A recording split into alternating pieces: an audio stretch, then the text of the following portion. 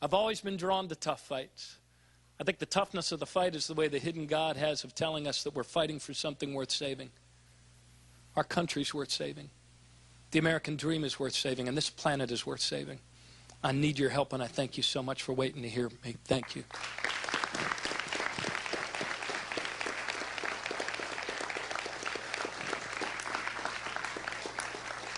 Yes, sir. On what?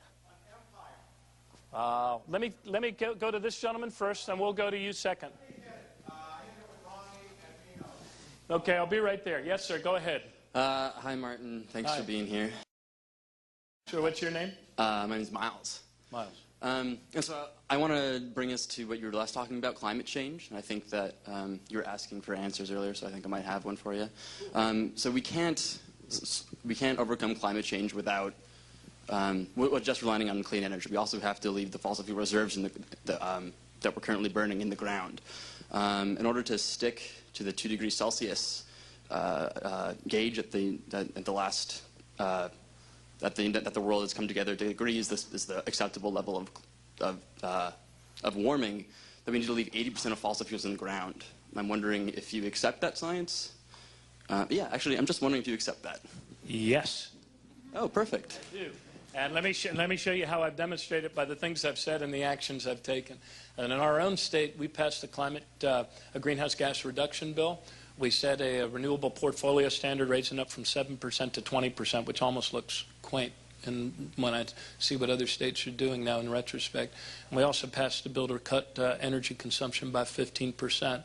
But I also broke with my own party and urged the Obama administration very publicly, loudly, and repeatedly not to allow drilling for oil off the East Coast and the Chesapeake Bay. I came out against drilling in the Arctic.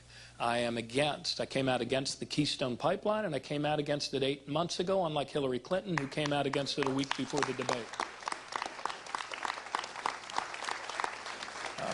So this is what I believe, and some of these things need to stay in the ground. I also have a follow-up question. Sure. So one of the biggest things that an executive can do, especially now, is to stop new leasing on public lands. That's where a lot of our coal reserves, for example, stay. Yeah, how about that? I read that the other day. Yeah, and I'm wondering if you would end new leasing of fossil fuels on public lands as president. I probably would. Look, we're not going to get to this clean energy future with an all-of-the-above strategy. We need to be intentional and move towards it. I was surprised to read how much of the coal comes from leased federal lands. But I mean, overall, what we need to do, in broad brush terms, is stop subsidizing fossil fuel extraction and start subsidizing this movement to a clean energy future. Thank you. Thank you.